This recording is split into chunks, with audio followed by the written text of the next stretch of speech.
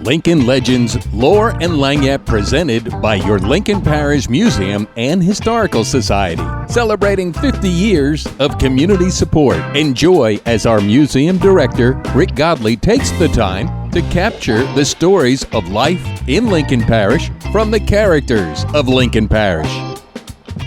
Welcome in, ladies and gentlemen. I'm Rick Godley, director of the Lincoln Parish Museum, Lincoln Legends, Lore and Lagniappe, and boy, do we have a lot for you.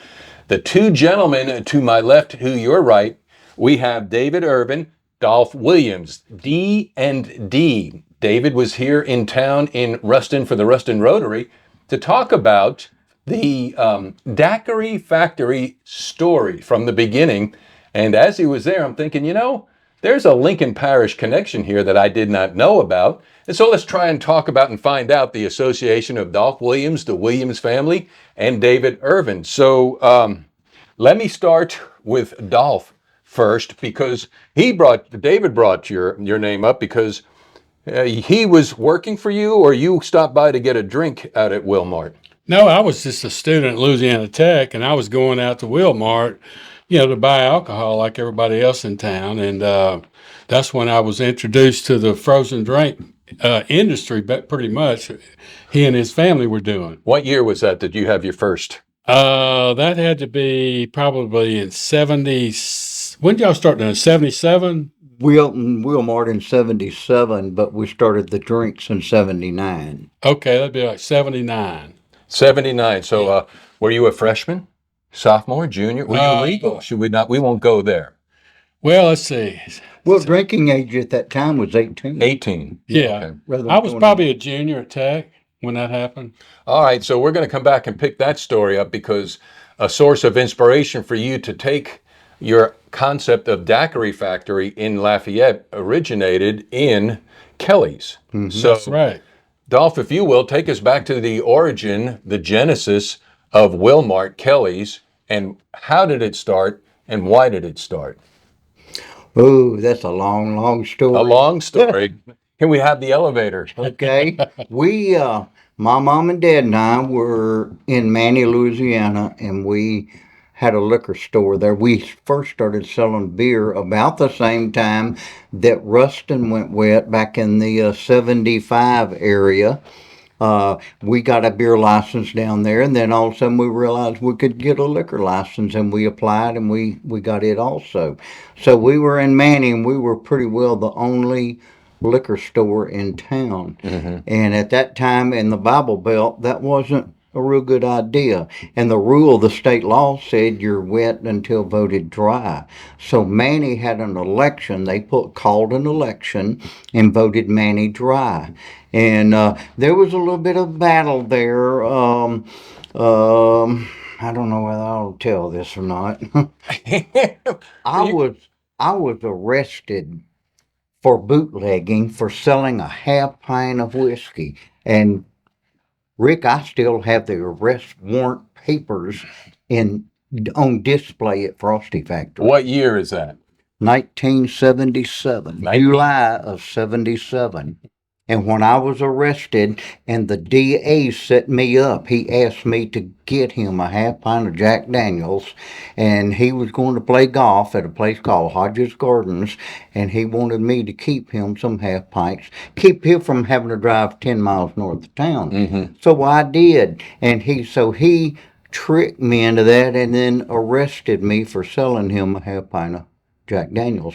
And at that point, I went to his office and I said, James Lynn, you tricked me and you beat me. I am out of here. I'm leaving town. And so my mom and dad and I found the old WilMart building, and we came up here and opened that up in the summer of 77.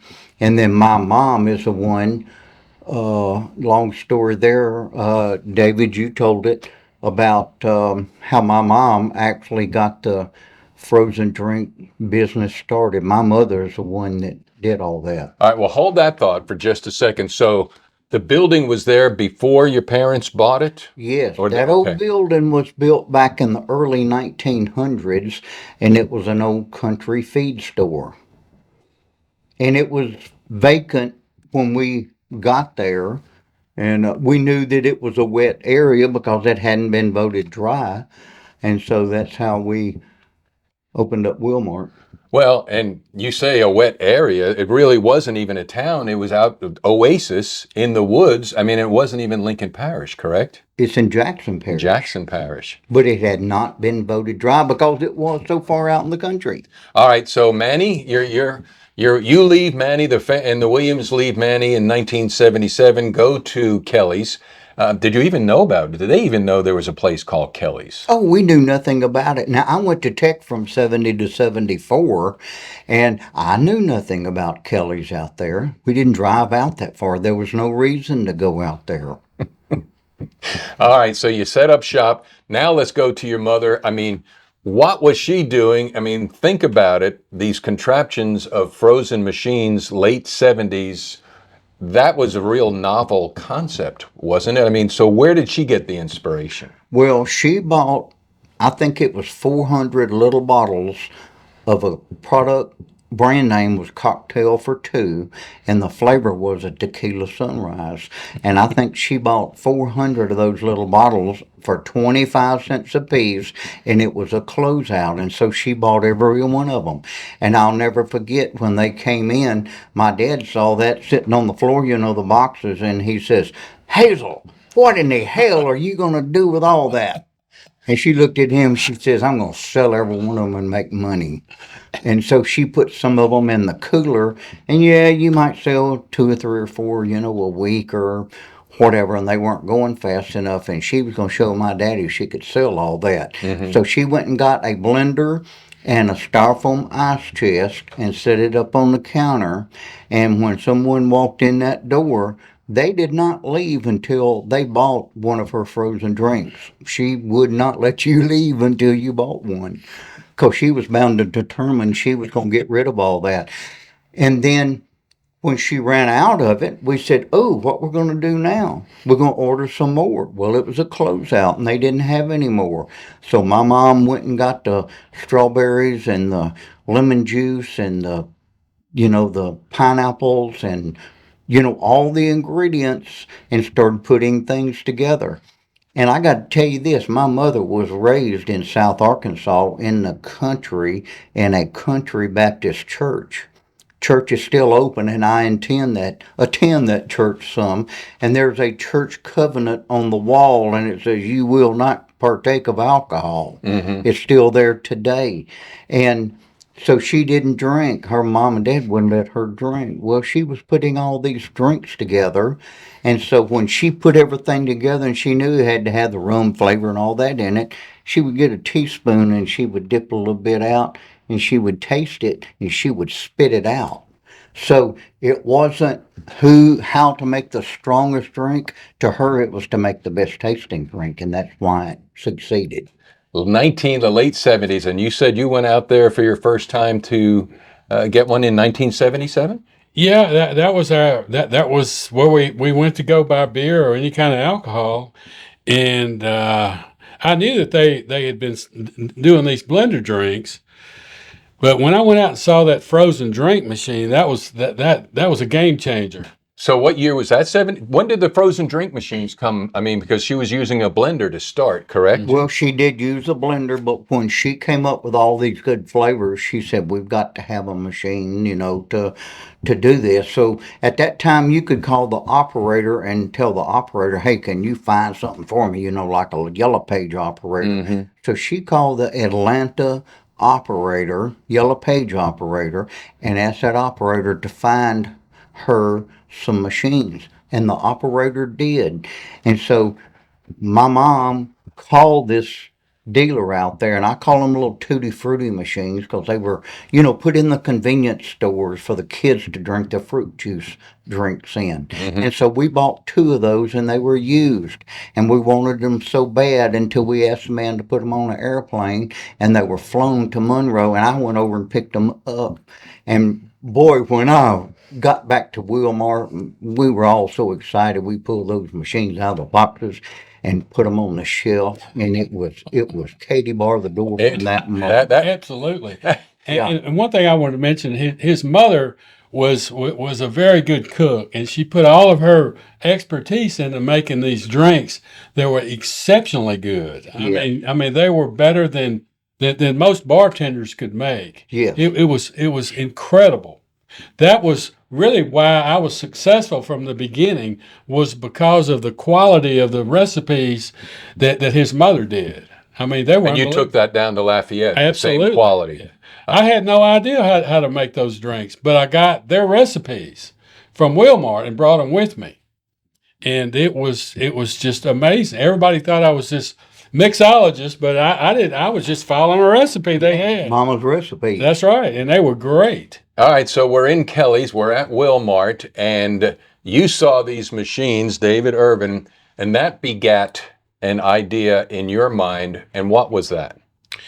Well, of course, I was a tech student, and I had taken some marketing courses, and we had just finished with a case study of Baskin Robbins, and the case study was about all of their 31 flavors and how that really gave them brand identity and all of that, and when I saw that machine, that whole Baskin Robbins concept came to me to do the Baskin Robbins idea with frozen drinks. So that's why I wanted to have 15 flavors instead of starting out with one or two to see how things go. And looking back on it, had I not done that, it would have never worked. I would have just been another place with strawberry daiquiri and margarita, and that'd have been it. But by me having all those flavors, and also his father liked the idea so much that like I said earlier, he offered to at least purchase the equipment for me, because at that time the equipment cost would have made the whole concept out of my, it wouldn't have been within my reach. So let's go back. Here's somebody that sees the Williams concept and literally is probably the first person to take it on the road. Yeah. Correct? What were your thoughts or your parents' thoughts? Because you had something going really good in one location. Now it's going to be branched out. Obviously, they supported it because he underwrote it.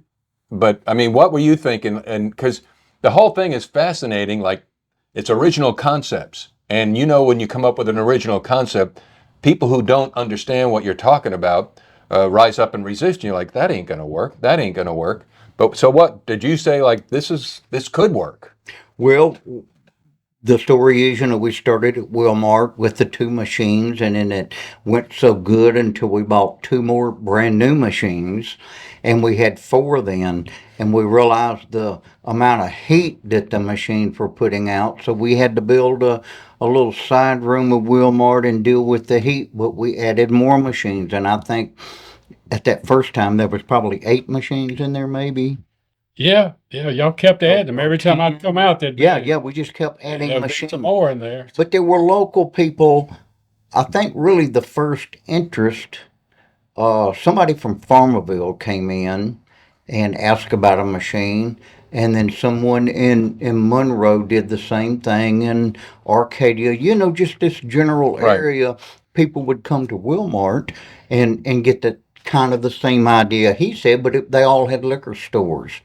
And so I realized the potential there, and I became a dealer for this company that these machines were made at, but they were kind of half made in Italy and shipped to America and finished up. But they were too small machines for what we were doing with the machines. So when I first started out, I started renting the machines at some liquor stores just locally, and then David did the idea of a drive-through in Lafayette, and that was the first drive-through. And what year was that? 1981. 1981. David Ervin takes the concept and he goes down to Lafayette, and this is the first ever drive-through pickup daiquiri factory. So when you had that concept, and you brought up your parents at the speech, were they supportive from the get-go? Well, I had originally had a business partner, a fraternity brother, and there was so much red flags with this concept. I never mentioned it to him. I didn't think they would ever go for some. It was a question about whether or not it would even be legal. See, so I never even approached them. I mean, because I would just assume that they weren't be interested in it. Well, I guess what I'm saying is too, you probably ran into a lot of folks that said, "You're crazy. That ain't ever." Oh, absolutely. Okay. I couldn't find anybody other than his dad that said it's a good idea. I couldn't find anybody that would support that. I was a laughing stock everywhere I went. It was the stupidest thing you could ever do. Nobody's going to let you do that. But we all knew what was going on at WilMart, and we knew that it was a hell of an idea. Very Yeah. much so. But I mean, the same principle applies to Wilmart. Let's think about this. You're going to move from Manny to where? Kelly's? Never heard of it. To do what? To set up and start selling these things. What? That won't work. Well, it worked. It worked. And the same thing, Yeah. that won't work. And it worked. But Yeah. not without, and we won't go into the long, because you're coming out with a book. So we won't go into the details of what you had to be like water getting around every little obstacle in a creative way, which I think is, and hopefully people that watch this don't die on your own dreams is what they can Right. take away from this. So explain some of the challenges, because and that picture that you had, and I'll drop it in here. It's just a daiquiri shack. It was a portable building. Yeah, it was. But you had 15. It was a company that made storage buildings. So I went out and talked to them, and I said, "Can y'all do a commercial type deal?" And they said, "Well, we never have before, but what are you trying to do?" And I drew it out on a napkin, and I said, "This is what I think I'm gonna need. I need a bathroom. I need this." So I laid it out, and it was pretty much a company that made storage buildings. And do it cheap. Yeah, absolutely. So they followed my little plan there, and like I said in my speech earlier, when they set it on the property, everybody thought it was a storage building because it looked like one. But I put all of my money in the signage. Say from my marketing course at Tech taught me that about the identity of your company. So I put all my money in the logo and the bill and the signage, and of course I had T-shirts and all. So that was what I did. And looking back on it, I did a lot of things right that I didn't realize at the time. But, Right. Well, boldness has power, magic, and in it if you just keep on doing that. And I thought I heard at your presentation was to take maybe the McDonald's concept where you don't have to get out of your car to go get your food, where you don't have to get out of your car to go into Kelly's. You stay in your car, we'll give it to you, which had not been done before. Is that right? Did I hear that right? And what I did mention in my speech was prior to this, I had worked in West Monroe at the West Monroe Convention Center with a gentleman over there by the name of Chef Hines. And we were servicing 5,000 people a day, gourmet food. And the entire kitchen was full of all these European chefs that he had brought over from Europe. And those guys put me through the ringer, and they taught me that time is everything. Seconds matter to those guys. So I left there with this mindset that whatever I do, it's got to be fast and efficient, as quick as you can do it. And I was looking at what they were doing, which with the market that they had, it was perfect because students were driving out leisurely. They weren't in any hurry. Anybody, it was a little road trip to go out to WilMart Right, and then you right. ride by. But I felt like in an urban market, everybody's conditioned to speed. Everybody wants it right now, because all these fast food chains had put that mentality on people. So I looked at it like that, and I said, if I go to Lafayette, I want to do a drive-through. So these people get in and out, and I can maximize the potential. So that was the whole reason behind it. You said Tallulah was your birth, right? Right. Okay, so why did you choose Lafayette versus Manny? Well, I know Manny, but I mean versus a Shreveport or versus a Monroe? Well, I had worked offshore in the summers, and on my way back from offshore, I would always have to drive through Lafayette to get to Ruston. And Lafayette in those days was a Shangri-La. There was partying going on everywhere. I mean, it was unbelievable. there was a bar down there that every year they were the number one seller of Budweiser beer in the nation. It was a number one party school, the university there, and I just thought that it was a perfect place to do anything related to alcohol because the place was just wild in those days. And David was the first one with this idea, but it spread so much after that.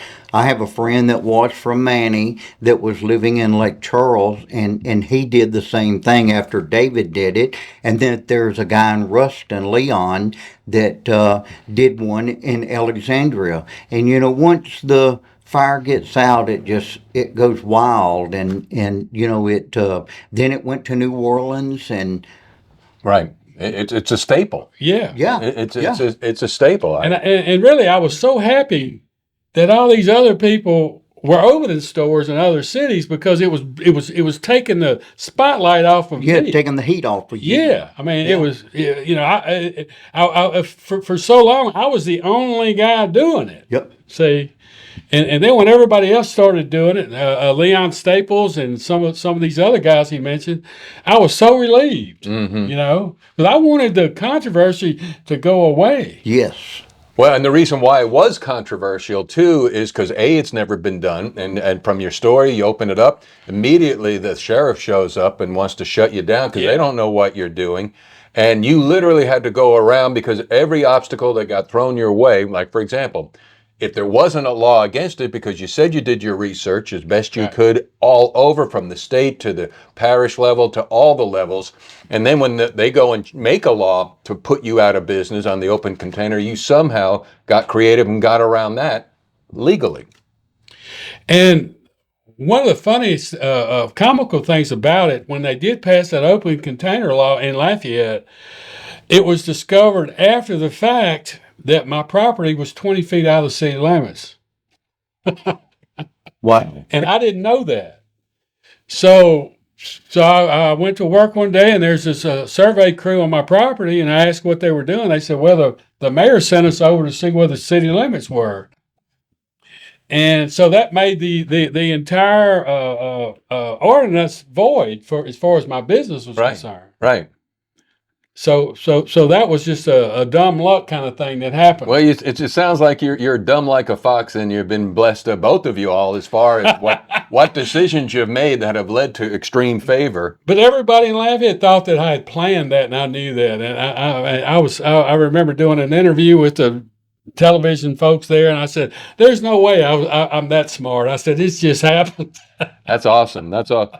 Dolph, take us back 1977. Your mother's, was it 400 bottles and how did the word get out? It was because you obviously didn't advertise it like you advertised the opening day there. That was a brilliant story too. We'll get to that. But how did people, was it word of mouth literally after they had a sip? Well, 2 years after we opened WilMart is when Mom bought all those little bottles. Okay. And so the word was kind of getting out. You could go down the little country road to the old country store and see that. And but once we started selling the drinks there, it was wow from day one. But the main problem is we all had to use the little, what I call the tutti frutti machines that wouldn't keep up with the business at all. Right. They were too small of machines. Oh, okay. I can remember the day my mother looked at me and she said, "We've got to have a machine to do this." And that's when the light bulb went off in my head to start designing the bigger machine. And that's a whole nother story. Well, that'll be episode 2, 3, or 4. What I was amazed at is you opened this daiquiri factory in Lafayette. Did you say 81, 82? 81. 81. And on average, it was 4,000 to 6,000 customers. Mm-hmm. We opened. Really? Yeah. Well, we opened it 8 o'clock in the morning. How much was a drink back then, the original? $1.75, wasn't it, for a 12 ounce? No, I was at $2.25 for a 12 ounce, $3.50 for a 20 ounce, and $5.50 for a 32 ounce. That seems hefty, going back to 1981, but people paid it. Oh, yeah. Paid it. Yeah. Oh, yeah, Wow. they paid it. Yeah. It was a lot cheaper there than going to a bar, and everybody started their party, out Friday night party. Now they'd go to my place and get a 32 ounce something because it'd make the night less expensive. Right. Yeah, it was a launch. And got a better product. Yeah. What was the best day? I mean, if it was average 4 to 6, did you ever have a 10,000 customer day? Or 6,000 was about what you could handle, huh? Yeah. And it got to a point where our employees were just so worn out and they're so tired and everything. And the only way that we could increase our revenue would be, if they worked faster. Mm-hmm. So Harold Parker, my general manager, and I, we thought about it, and we decided to do a cash incentive if they hit a certain number. So we told them, everybody in the shop will get a cash bonus if the sales are over this number. So that motivated them. So that's when we started having 6,000. And you also, instead of having to give change and deal with the quarters, you'd round your price up to 2 or 4 and 6 or whatever. So you just get $6 and okay, get out of the way. Is it still in operation in its original location? No, I sold my last store about 5 years ago. Well, I'm talking about the original one, the daiquiri factory in Lafayette. No, So what's there now? There's a Chick-fil-A there. What? A Chick-fil-A. Well, that's still money-making property. So how many stores did you grow to?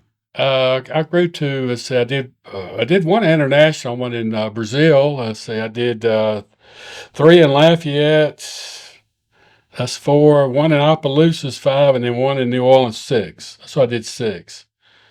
I consulted with a lot of people that did businesses, daiquiri businesses, but they weren't directly related to mine. So just like Dolph did, I'm sure. Mm-hmm. Yeah, I mean, so obviously other states have followed the model, I would think. Did they ask you for advice or? From time to time, I'll get a phone call from somebody that's wants to pick my brain, kind of thing. And I used to give out a lot of free advice to people, but now, I said, look, it costs me a lot of money to learn all this stuff. That's right. So, it has a value. Sure it does. And so without going, we're not going to go down this one. This is another episode later, Dolph. But I mean, you took it from actually serving the drinks now to actually serving the machines. We manufacture the machines. And when did that happen? And I started manufacturing machines in 82, 83, and there's that's a whole nother episode. That's right. Well, we'll leave it there at that. Well, I got to say this too. I moved to Ruston. I think I may have told you off camera. The rite of passage is somebody coming up to me, because I moved in 82, came out in New York, New Jersey, and have you been to WilMart? Huh? What is that? I don't know what that is. Come on, we need to go get a drink. Well, I'm sitting at sundown. Well, you only can get beer there. So I don't know if I want to go, but we did. And I'm like, I just couldn't believe that was there. So it became a rite of passage. You testified to that too as well, that, tech, you had to go. When did that start? Did you realize that phenomena was kicking in? Well, my mom came up with the frozen drink idea in 79, but it took, 80 and 81 to really get it going, but it really did kick off pretty quick. And what was that editor of the paper here, Morrison, Tom Morrison? Tom Morris? Tom Morris brought an AP reporter out one time, and I was there that morning, and I was behind the bar, and Tom brought this guy in, and as soon as he walks in, it's another one of those wow moments, and he wrote an article, and I still have that article, that went worldwide, and we couldn't answer the phone fast enough, and that's when we got to have a machine. Well, both of you have those similar stories where you're following a concept, you don't know where it's going to go. Mm-hmm. It does take some moxie to follow through on it because there's a lot of pushback of this ain't going to work. To me, it's fascinating. It's fascinating. So people who are watching this, what would you say to them to inspire them to keep going? Did you ever have your doubts? Mm-hmm. Well, I did in the beginning, because like I said, it was just so many. It was so many people that were just, so against it. I mean, I couldn't get anybody to agree to anything I thought about. And the more I thought about it, the more I convinced myself that this is the way to go. And I didn't really. I got to a point where I had to just almost disassociate myself with people because they were so negative about it. You know. And that's same with you. I mean, how'd you fight through? What was your motivation to get through all the naysayers? When I first started building machines out at WilMart, we were in a barn like over there, and the doors were open in the front, and I'll never forget 3 men walked by and stuck their head in there, and they said, "What are y'all doing?" And I said, "We're building frozen drink machines." And that guy said, "You better sell this as quick as you can. This ain't nothing but a fad." And they didn't know. Like David said, you ran into so many people that didn't believe, and and you couldn't stop. And I'm David. I'm sure you're the same way. You have to borrow money, and you owe money, and so your plan has to work because you have money to pay back, and you have to succeed. You have to believe in yourself when nobody else will. That's really the message.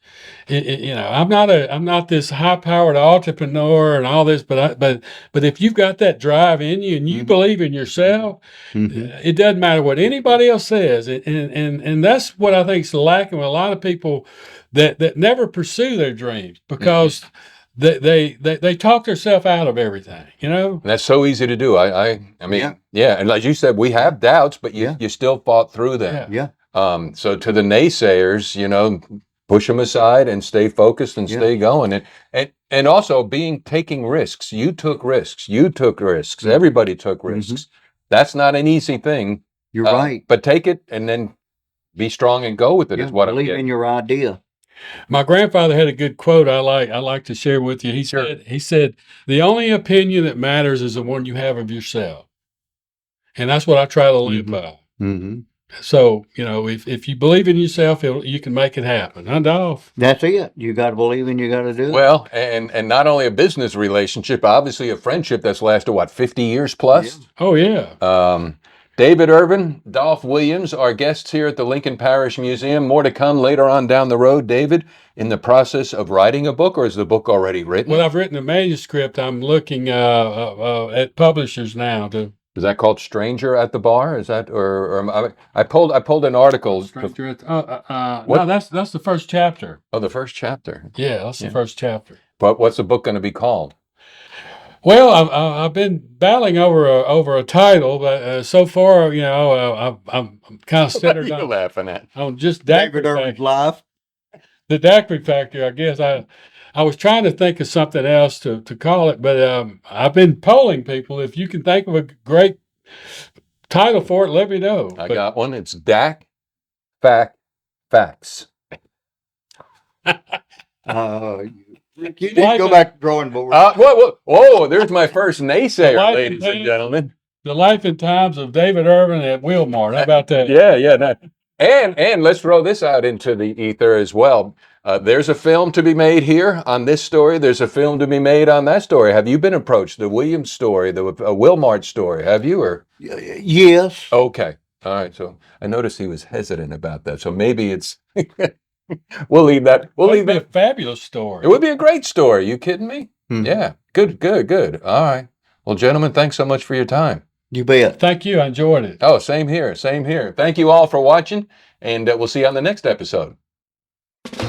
Thank you for watching Lincoln Legends Lore and Lagniappe, presented by your Lincoln Parish Museum and Historical Society, celebrating 50 years of community support. Please follow us on Facebook for all future events as we celebrate our 50th anniversary this year. Thank you once again for your contributions of support.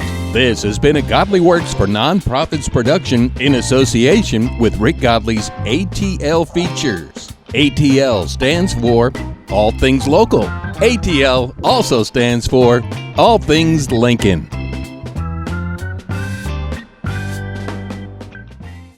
Ladies and gentlemen, thank you for coming. Please drive carefully and arrive home safely. Good night.